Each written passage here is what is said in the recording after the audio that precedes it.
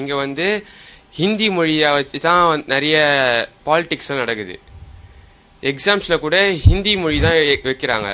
தமிழ் படிக்கிறவங்களுக்கும் வசதி இல்லாதவங்களுக்கும் அப்போது என்ன பண்ணுறது? இப்படி தமிழ் புறக்கணிக்கப்படுது அப்படின்னு பாருங்கள். ஒரு காலத்தில் உங்களுக்கு தெரியும், ரயில்வே நிலையங்களில் சலான் இருக்கும், அதில் தமிழ் இருக்கும், ஆங்கிலம் இருக்கும். இன்றைக்கி ஹிந்தி மட்டும்தான் இருக்குது, இங்கிலீஷ் மட்டும்தான் இருக்குது, தமிழ் தூக்கிட்டான். நீங்கள் தேசிய நெடுஞ்சாலைகள் பார்த்தீங்கன்னாக்கா ஒரு கட்டத்தில் நம்முடைய தாய்மொழி தான் இருக்கும், இப்போ ஹிந்தி கொண்டு வந்துட்டாங்க.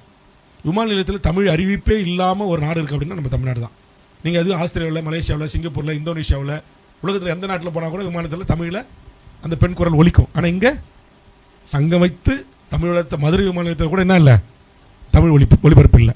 இந்தி படிப்பதை நாம் எதிர்க்கவில்லை, இந்திய கட்டாயம் திணிக்கிறாங்க. இப்போ யூபிஎஸ் தேர்வில் பார்த்தீங்கன்னா ஒவ்வொரு மாணவனும் ஒவ்வொரு குழந்தையும் தத்தமது தாய்மொழியில் சிந்திக்கிறது.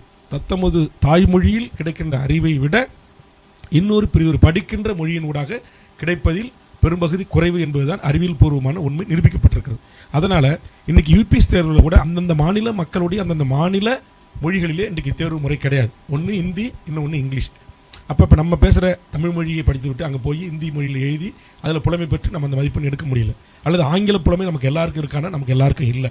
அதனால தான் தமிழக வாழ்வுரிமை கட்சி சொல்லுகிறது, இந்தியாவில் இருக்கிற அங்கீகரிக்கப்பட்ட 18 மொழிவழி தேசிய மாநிலங்கள் இருக்கிற 18 மொழிகளையும் ஆட்சி மொழி ஆக்கணும். இன்னும் கூடுதலாக பிரிதொரு தேசிய இனங்களும் தங்கள் மொழியை ஆட்சி மொழி ஆக்கணும்னு சொன்னால் அதையும் நீங்கள் ஆட்சி மொழி ஆக்குங்க. இப்போ தமிழ்நாட்டிலேருந்து யூபிஎஸ்சி தேர்வு எழுத போகிறாங்கன்னா நீங்கள் தமிழ் இங்கிலீஷ் கொடுங்க. இப்போ உத்தரப்பிரதேசிலேருந்து தேர்வு எழுத வராங்களா, நீங்கள் ஹிந்தி இங்கிலீஷ் கொடுங்க. இப்போ கர்நாடகத்திலேருந்து தேர்வு எழுத போகிறாங்களா, கன்னடமும் ஹிந்தி இங்கிலீஷும் கொடுங்க.